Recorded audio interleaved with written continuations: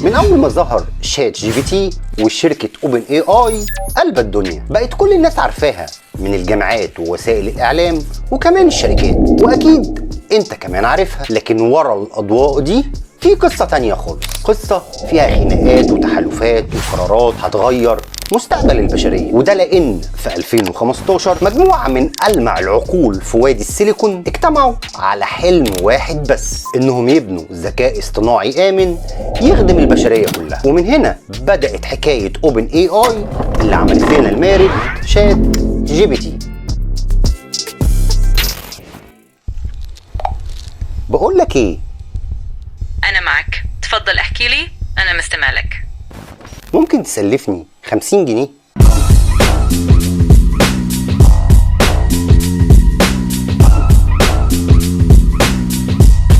القصة مرتبطة بشكل كبير بشخصية مثيرة للجدل، وهي سام ألتمان. اتولد في شيكاغو سنة 1985 وكبر في أسرة يهودية متوسطة. معلومة صحيحة 100%. المهم سام ده بقى من صغره كان بيحب الكمبيوتر، ولما كان عنده 8 سنين علم نفسه البرمجة. متخيل ان هو اتعلم البرمجة وهو عنده 8 سنين؟ بس لما وصل الثانوية كان عنده شغف كبير بالابتكار، ودخل جامعة ستانفورد عشان يدرس علوم الكمبيوتر. لكن زيه زي كتير من رواد الاعمال في وادي السيليكون ما كملش تعليمه. ايوه فعلا زي ما انت سمعت كده، معظم رواد الاعمال الكبار ما كملوش تعليمهم. وسام ساب الجامعة عشان يأسس شركته الاولى اللي هي لوبيت. شركة كانت فكرتها انك تشارك موقعك مع اصحابك عن طريق الموبايل، اللي هي دلوقتي تعتبر ابعت لي اللوكيشن. بس المشكله ان الفكره كانت سابقه زمانها، لان لسه ما كانش فيه ايفون ولا اب ستور ولا اندرويد.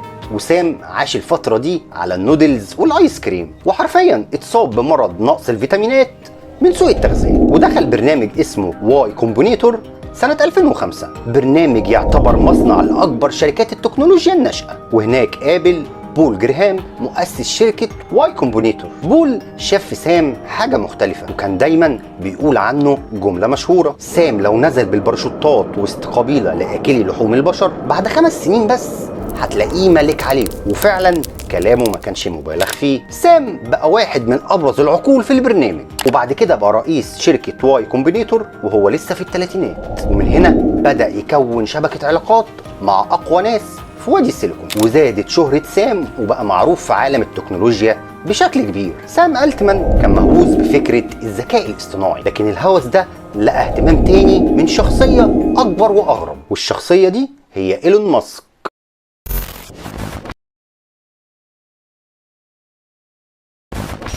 في 2015 ايلون ماسك كان عايش قلق رهيب من الاي اي، وشايف انه خطر وجودي على البشريه كلها، وكان بيحاول يخدع الحكومات والعلماء، وكان بيقول لهم الحقوا لازم نبطئ الابحاث دي قبل ما تخرج عن السيطره. لكن محدش كان بيسمع له. في الوقت ده جوجل كانت واخده الصداره في الاي اي ومستحوذه على اكبر علماء في الذكاء الاصطناعي. ولاري بيج مؤسس جوجل كان عنده قناعه ان الذكاء الاصطناعي لازم يتطور من غير قيود. واللي خوف ايلون ماسك اكتر ان جوجل عندها احتكار في مجال الذكاء الاصطناعي، وايلون ماسك ساعتها حس انه لازم يقلل من قوه الذكاء الاصطناعي. ومن هنا اتولدت الفكره. في 2015 اجتمع 10 اشخاص مؤثرين في عالم التكنولوجيا عشان يتعشوا مع بعض: ايلون ماسك وسام ألتمان وجريج بروكمان وإيليا سوتسكيفر، وده واحد من ألمع الباحثين في الاي اي. وقعدوا مع بعض واتكلموا عن الذكاء الاصطناعي والعواقب المحتمله ليه، وازاي يبنوا شركه ذكاء اصطناعي ينافسوا بيها جوجل. واتفقوا هيبنوا منظمه مختلفه وتكون مفتوحه وفيها شفافيه، وهدفها مش الفلوس لكن خدمه البشريه كلها. وساعتها ايلون ماسك قال انه هيقدم تمويل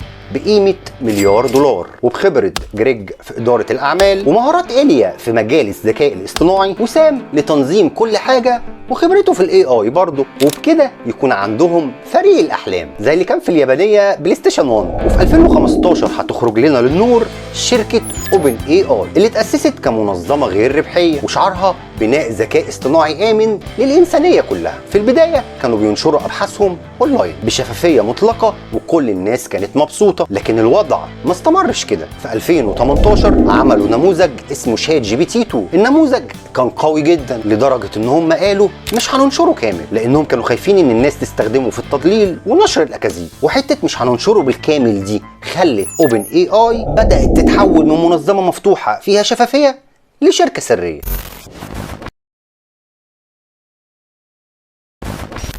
إيلون ماسك ما كانش راضي عن اللي بيحصل، شاف ان الشركة بقت بطيئة وتوجهاتها ابتدت تختلف، ومن هنا إيلون قرر ينسحب، ومعاها راح جزء ضخم من التمويل اللي كان ممكن يغير مستقبل الشركة. لكن الغريب ان الانسحاب ده فتح باب لخطوة تاريخية. في 2019 OpenAI اعلنت عن كيان جديد اسمه OpenAI LB، شركة هادفة للربح بس بنظام الربح المحدود.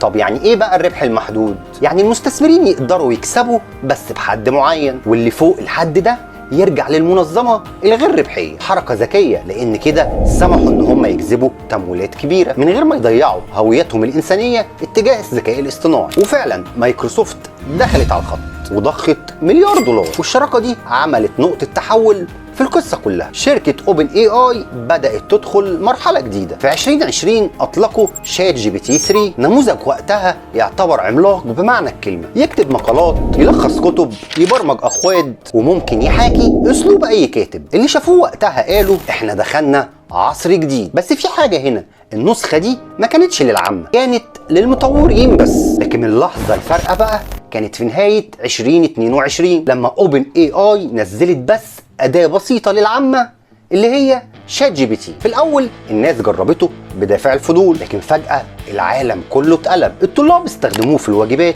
والمبرمجين في كتابة الأكواد، والصحفيين في صياغة الأخبار. ده ممكن أكون أنا كمان كاتب السكريبت ده بيه، ممكن، الله أعلم، مش هقولك. بس اللي عايز أقوله لك بقى إن في خلال أسبوع واحد بس وصل ل1,000,000 مستخدم، وبعد شهرين بقى عنده 100 مليون مستخدم، وده يعتبر أسرع تطبيق بينتشر في التاريخ. هتقول لي أسرع من الفيسبوك؟ هقولك إن الفيسبوك نفسه عشان يوصل لنفس الرقم اللي هو 100 مليون مستخدم أخد 4 سنين ونص. أنت متخيل الفرق؟ 4 سنين ونص، مفيش مقارنة أصلا. سام ألتمان بقى نجم عالمي، بيلف العالم وبيقابل رؤساء ووزراء، وفي كل حتة كان في سؤال واحد بس، إيه اللي جاي بعد كده؟ بس في نفس الوقت الضغط زاد، لأن الشركة اللي بدأت كمنظمة خيرية بقت دلوقتي شركة عملاقة بتنافس جوجل وميتا وأمازون، والفلوس دخلت اللعبة. وبقى في سؤال مهم، هي OpenAI لسه بتهتم بالبشرية ولا بالربح؟ في نوفمبر 2023 حصلت الصدمة. مجلس إدارة OpenAI أعلن فجأة إقالة سام ألتمان من منصب الرئيس التنفيذي، والخبر نزل زي القنبلة. الموظفين اتصدموا والمستثمرين حسوا بالقلق، والعالم كله سأل إزاي وليه. والمجلس ساعتها صرح وقال إن سام ما كانش صريح معاهم بشكل كافي، لكن الحقيقة إن التفاصيل فضلت غامضة. والغريب إن جريج بروكمان المؤسس المشارك استقال تضامنا مع سام، وفي اللحظة دي الشركة كلها كانت على حافة الانهيار. وساعتها أكتر من 700 موظف، يعني تقريبا كل الشركة، كتبوا خطاب تهديد وقالوا فيه لو سام ما رجعش احنا هنمشي. انت متخيل درجة القيادة اللي كانت عند سام دي عاملة ازاي؟ والله يا صديقي انا كل ما اروح اقدم على الاجازة واخش على المدير بالورقة في ايدي، اول ما يشوفها يقول لي دي اكيد استقالتك. بيحبوني كلهم. المهم في نفس الوقت مايكروسوفت اتحركت بسرعة عشان تستفاد من الموقف، واعلنت ان سام وجريج هينضموا ليهم ويبنوا فريق ذكاء اصطناعي جديد جوه الشركه. والخبر ده خلى مجلس اداره OpenAI بعد ايام قليله تعلن عن رجوع سام كرئيس تنفيذي للشركه. ومش كده وبس، ده المره دي هيرجع بسلطات اكبر كمان. اللي حصل في نوفمبر 2023 كان علامه فارقه، لان سام رجع، بس ما رجعش زي الاول، ده رجع اقوى، ومجلس الاداره اتغير. ومن الناحيه الثانيه مايكروسوفت بقت شريك استراتيجي ومستثمر ضخم لOpenAI. بس في حاجه، دلوقتي الشركة مش مجرد منظمة غير ربحية بتحاول تخدم البشرية، دي بقت عملاق تجاري بيدير واحدة من أخطر وأقوى التقنيات اللي شافتها العالم. والموظفين عايشين بين فخر وخوف، فخر ان هم بيبنوا تكنولوجيا بتغير العالم، وخوف من ان التكنولوجيا دي تخرج عن السيطرة. وسام بقى في مركز الضوء، بيظهر في المؤتمرات وبيقابل رؤساء دول وبيتكلم عن مستقبل البشرية مع الذكاء الاصطناعي. لكن في نفس الوقت كان بيتعرض برضه للانتقادات، وكان بيتقال انه باع مبادئ شركة OpenAI. لكن السؤال اللي بقى بيطارد الجميع، هي شركة OpenAI لسه فعلا بتمثل الذكاء الاصطناعي الآمن للبشرية، ولا بقت شركة تكنولوجية جديدة بتنافس في السوق على الفلوس؟ قصة OpenAI مش مجرد قصة شركة، دي طفرة تكنولوجية بتكبر أسرع من قدرتنا على السيطرة عليها. واللي جاي هيكون أخطر، لأن اللي بنتكلم عنه مش مجرد برنامج ولا النبوط تشيت معاه لما تكون زهقان. احنا بنتكلم عن قوة ممكن تغير شكل الحضارة. ويبقى السؤال الحقيقي اللي محدش عارف اجابته، مين اللي هيسيطر على المستقبل؟ شركة اوبن اي اي ولا الشركات المنافسة ولا الذكاء الاصطناعي نفسه؟ واخيرا وليس اخيرا، ما تنساش تشوف الحلقات اللي فاتت والحلقات اللي جايه، تبص على المصادر، ولو انت جديد تشترك في القناه. ايه ده؟ دي بتاعت الدحيح دي ولا ايه؟